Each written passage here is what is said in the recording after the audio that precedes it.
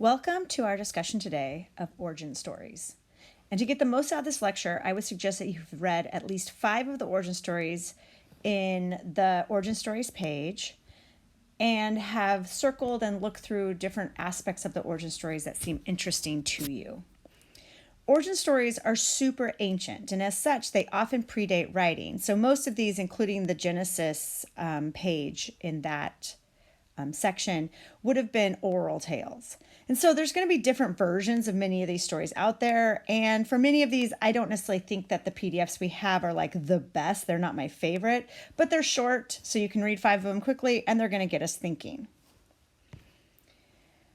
What I ask you to do in your origin stories page is to circle the words that you found interesting in that origin story that corresponded to your last name. And so I want you to take a second right here in our presentation and respond to my comment and just kind of jot down, 2 or 3 that you thought were interesting in the origin story that corresponded to the letter of your last name.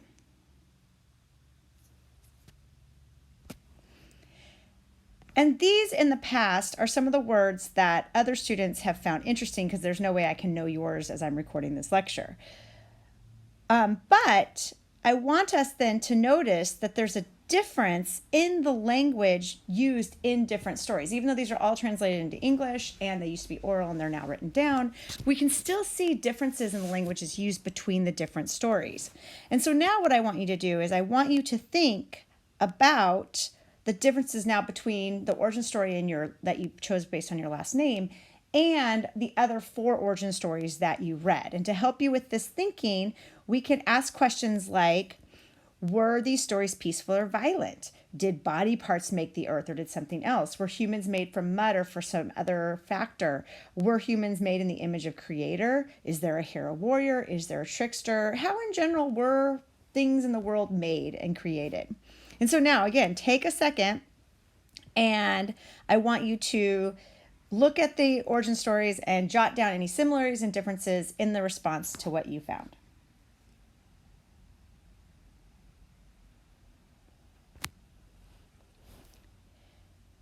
And because I'm always full of questions, I have another question for you immediately following this one. To what extent does this language that you're seeing in these various origin stories and the imagery in these various origin stories affect how we humans think today?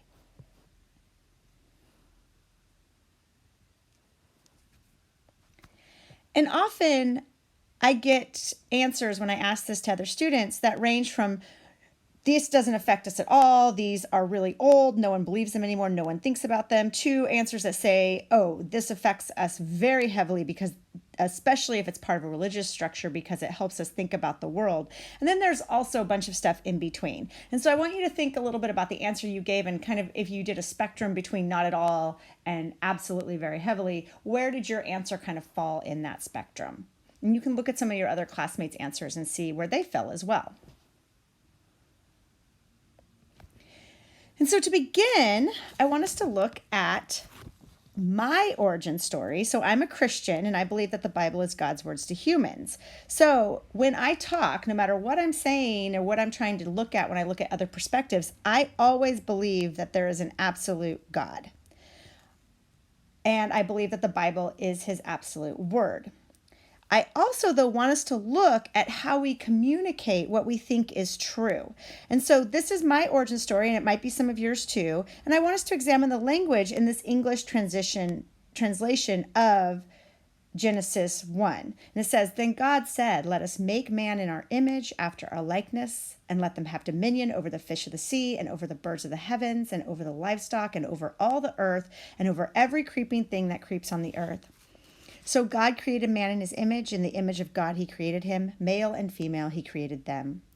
And God blessed them, and God said to them, be fruitful and multiply, and fill the earth and subdue it, and have dominion over the fish of the sea, and over the birds of the heavens, and over every living thing that moves on the earth.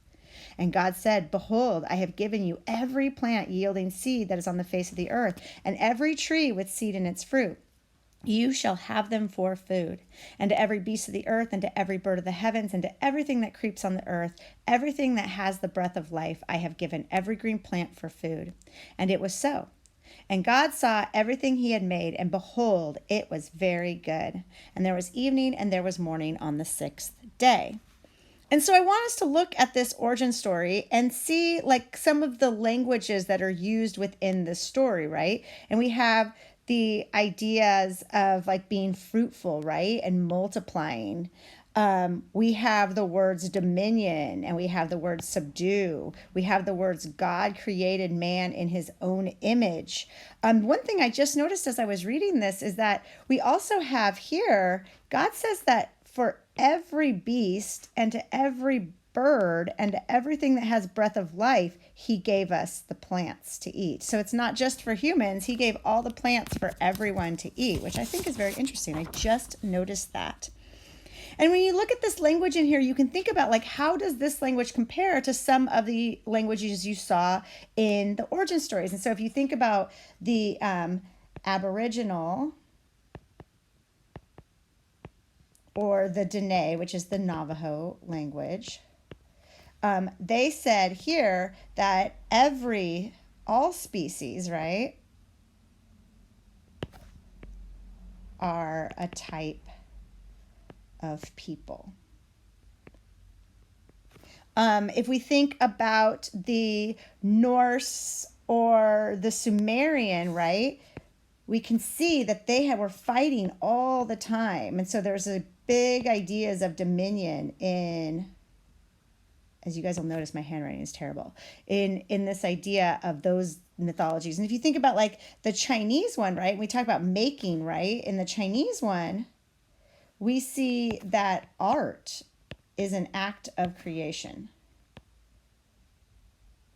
And so we can put these origin stories into conversation with each other and can actually see some really interesting things where human thought does have influences based on what we're talking about, how humans began.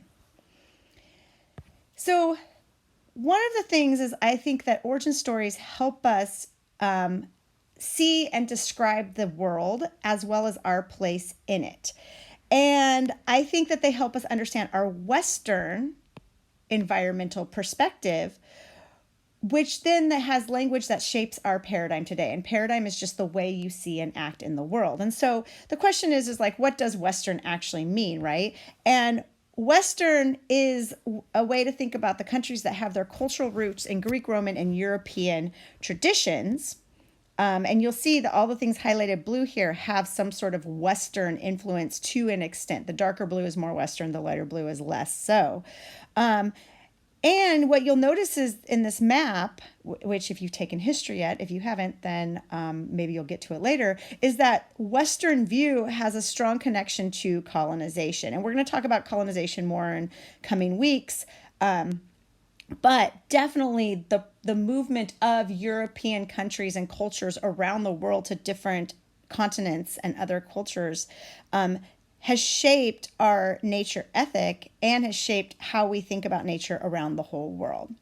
But today I want us to still think about how origin stories shape our reality because of the language that they give us to describe certain things. And so I'm going to give you an example of an origin story that is based on the Judeo-Christian origin story. And so I want to ask 3 questions about this. And so the first one is, what is the story? And this question, this is where we talk about kind of plot. We want to say, what happened? It's the most basic question you can ask about any story. What happened in this story? So if you look at this image, you go, what happened in this story? What do you know about this story? The next question we can ask is about like theme and meaning. And so what is the story being told in this story about women?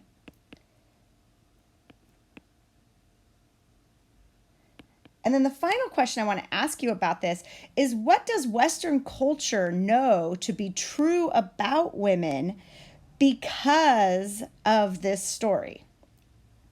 And so I want you to take a second to jot down really quick answers to these 3 questions. What happened? What is the story about women? And what does Western culture know to be true about women? Do not take a lot of time. Don't overthink it. Just quickly jot down 1, 2, 3, what you think the answers are to these questions.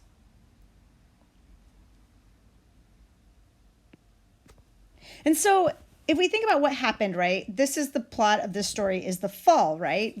Eve got tricked by the serpent to eat the tree and from the fruit of the tree of the knowledge of good and evil, and then she gave it to Adam, and then Adam ate it, and then they got kicked out of the garden, and this is how sin enters the world, and death as well.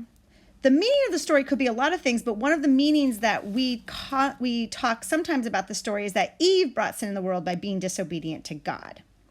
And what we might see, what Western culture might have taken from that meaning into now about how we see true about women is that they can be manipulative. So she argued with the serpent. She gave Adam the apple. Women could be weak. They can't resist temptation. And because they gave the apple to Adam and he also sinned, women can be temptresses and threats to good, right? Okay. Think about this now for a second. And I hope some of you are going like, what? Because the thing is that these ideas about women can come from this story, but they aren't actually facts. And we can think about women we know and we've seen the world, right? Are all women manipulative, weak, and temptresses? I mean, probably there might be a few out there that are, but also aren't some men like that too, right? These are not only women traits, and these are not traits that go for all humans. But because of the story that is told around this moment in the Bible, Western culture has internalized it as truth. And so now, as Western culture, we associate these traits more with women than with men. Okay, what I want you to do in this class when you leave here finally at the end of the semester is I want you to be like the Sixth Sense boy. And instead of dead people, though, I want you to see stories.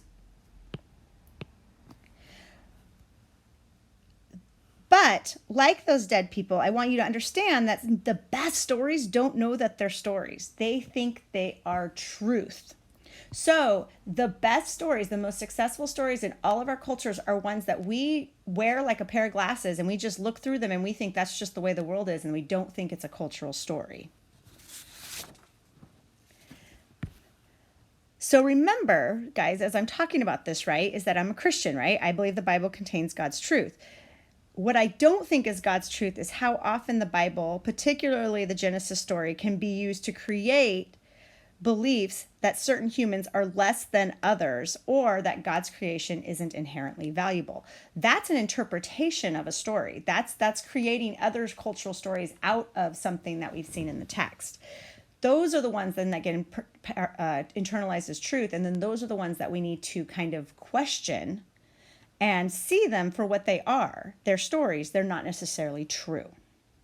So I want to leave this lecture with this question, our final question. Do you think a culture with more aggressive language in their origin story would treat the earth and each other differently than a culture with more peaceful imagery about their origins? And explain why you would think that. So the addition to this question is why. There's always a why. And as we move to discuss the specific texts in the rest of the course, I want you to think about the language all of our authors are using when they talk about nature and when they talk about other humans. I want you to think about what they're overtly saying. I want you to go, what happened, right? But I also want you to think about what they're implying. How are they putting their words together to tell stories that we might internalize as truth to see nature a certain way? And as you have now just finished the first lecture, I would like you to go forth, continue reading, and do good in the world.